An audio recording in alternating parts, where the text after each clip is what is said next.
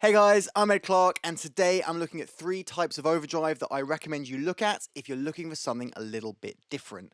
Before I get into it though, please make sure you like and subscribe, it really does help out the channel massively. Okay, so why am I making this video? Well, I'm not sure if you've noticed, but the pedal market is a bit oversaturated with Klon clones, Tube Screamer clones, and Marshall in a box pedals. Now, that's not to say there's anything wrong with any of those 3 types of pedals. I have used all of them to great effect. I really like all of them. But some of you may not be satisfied with those tones and you want to try something a little bit different, or alternatively, like myself, you might be very satisfied with those tones, but you want to find some inspiration in something new and something different. So these types of pedals that I recommend you try are just to try and help you widen the tone palette. I find it helps a lot in the studio to try something totally different to really get a unique sound.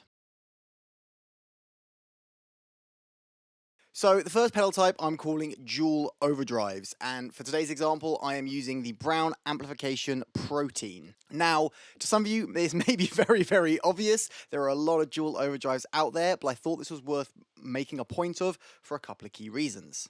Now, of course, you could take any 2 overdrive pedals, stack them together, and call it a dual overdrive, but I think there's a mentality shift that happens when guitarists use dual overdrives in one box. There's a couple of reasons I say that. Firstly and foremost, there is a lot of research that goes into designing these pedals, so you're kind of taking the guesswork out of it. You know these pedals work together because the pedal has been designed by a company that really know what they're talking about and put these 2 together knowing that it works. I also think the mentality changes when you use a dual overdrive because you're now taking away option paralysis. You're just given the 2 pedals to work with and you get what you get. I think pedal stacking in general is a really good thing for people trying to find something a little bit different in terms of tone, because you go from the mentality of having 1 gain, 1 EQ section, 1 volume to having 2 of everything. And that means you can discover what happens if you change the gain of the first pedal versus the second, if you reverse the order. All of these things will affect the tone differently.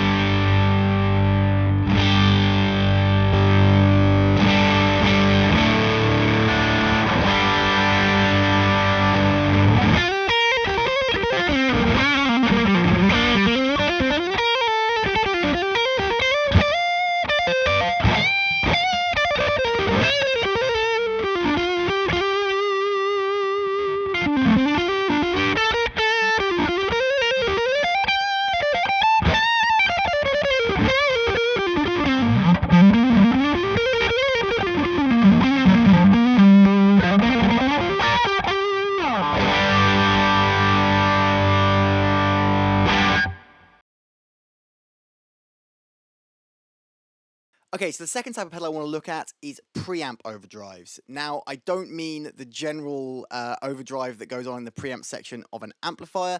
I'm talking about the preamp of a desk. There are numerous pedals out there now which take a gain stage that was not originally designed for a guitar and making it into a pedal for guitar. So the example I'm using today is the Hudson Dual Broadcast. This pedal is not what you'd call smooth. It is a very jagged, aggressive overdrive, and because it has the second switch, not technically a dual overdrive, you can only switch between the two modes with the second switch, rather than having two independent overdrives you can use simultaneously or separately. But you can go between low gain and high gain with that second switch, and ultimately you can get some very, very unusual tones.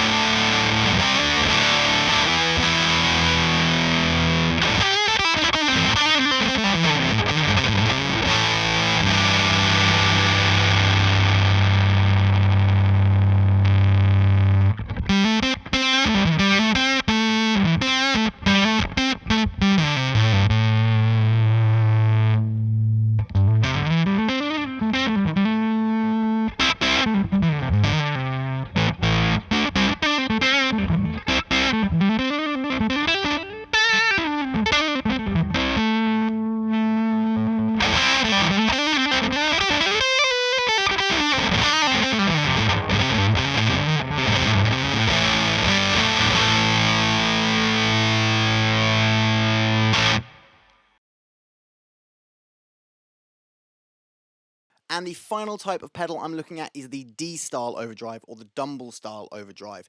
Now, I'd mentioned Marshall in a box pedals earlier on, and there is an increasing number of Dumble in a box style pedals hitting the market now, but I still thought it was worth mentioning because I find that Dumble tone, or what we think the Dumble tone is, let's not get into that, to be something quite different. Now, today I'm using the Dude by J Rocket Audio, but there are a lot of other ones out there. What I find really different about the Dumble style overdrive compared to Marshall in a box or just stacking regular overdrive pedals is that there is a really pronounced low mid, particularly on this pedal when you push the deep control.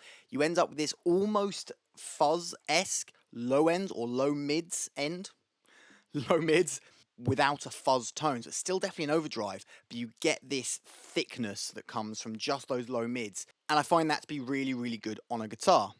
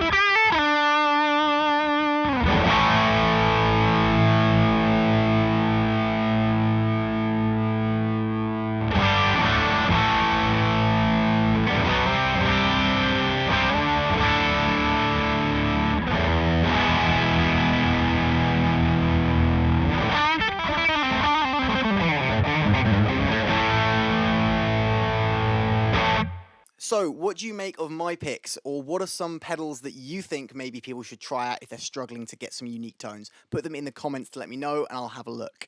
In any case, I hope you enjoyed this video. If you did, please hit that like button. Make sure you're subscribed with the bell icon ticked to be notified of new videos. Have yourself a great day, and I'll see you next time.